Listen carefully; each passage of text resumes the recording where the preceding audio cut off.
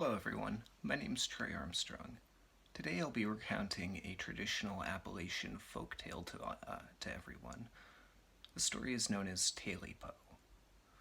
Our tale begins in a typical woodland setting, and it follows a hermit, a man who's thrown away the traditional means of living and decided that it would be best for him to live in the woods more naturally. Out here, he only had to rely on three things aside from himself. That would be his rifle, his trusty dogs, and the cabin that they called home. Now, most years it's rather easy for him to, gather a living off of the land and the animals that occupy it, but this year had been rough. Due to whatever reasons earlier in the year, he was seeing the results of this rough year during the fall and autumn time.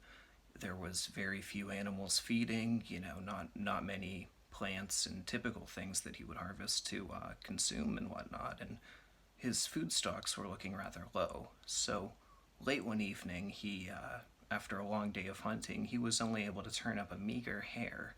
Knowing this wasn't enough to feed himself and his three hounds, he decided to press on further into the woods, even though night was rapidly falling, and the ominous fall atmosphere certainly didn't make that easier for him. As he was stalking along in the woods, kind of looking for his next quarry, he heard something off in the distance, a brief rustling, and he decided to investigate further. And after kind of parting the brush and peering inside, he laid eyes upon a creature he had never seen before. The creature was roughly the size of a bobcat, with tufted ears and claws to match it. However, it was very different in of that it had a shaggy black coat and very striking pale yellow eyes.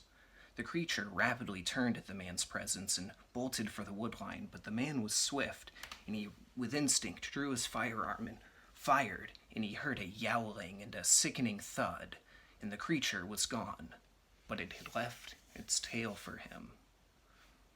Seeing a meal not need go to waste, the man quickly grabbed it, and with his hair and his tail, he returned home for dinner.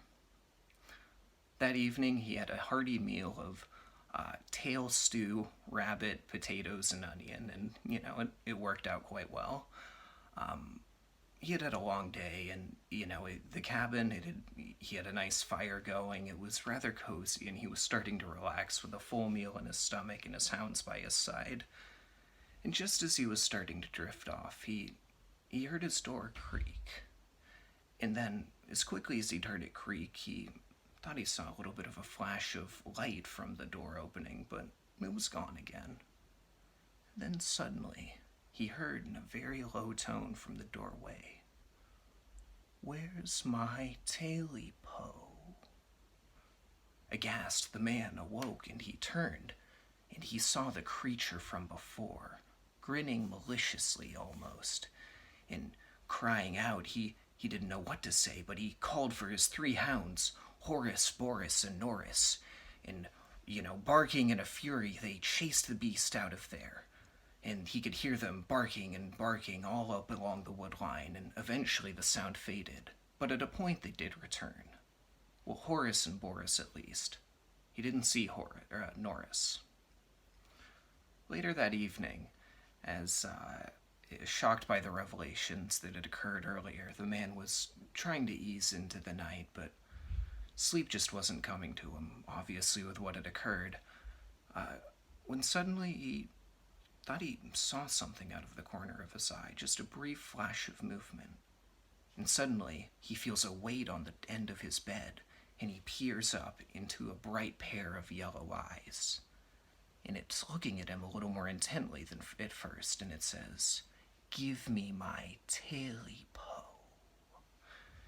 The man, absolutely shocked by this scenario, howls, for his hounds to come and aid him, and trusty Horace and Boris charge in, and once again they send the creature on its way. But unfortunately this time, only Boris returns.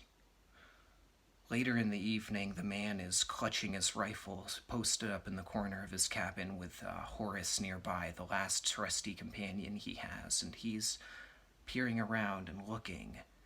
and suddenly he hears it off on his right side in the cabin with him. "Where is my Tailypo?" More insistently, more demanding. He shouts and he fires his rifle, and the Horace, surprised by this, bounds up and chases the creature once more out into the darkness. This time the man doesn't hear any of his hounds return. Fearing what comes next, he loaded his rifle and hid like a child under his blankets, not knowing what else to do in this scenario. And finally, maybe a couple hours away from dawn, he hears a familiar creaking at the door. "Horace? Boris? Norris?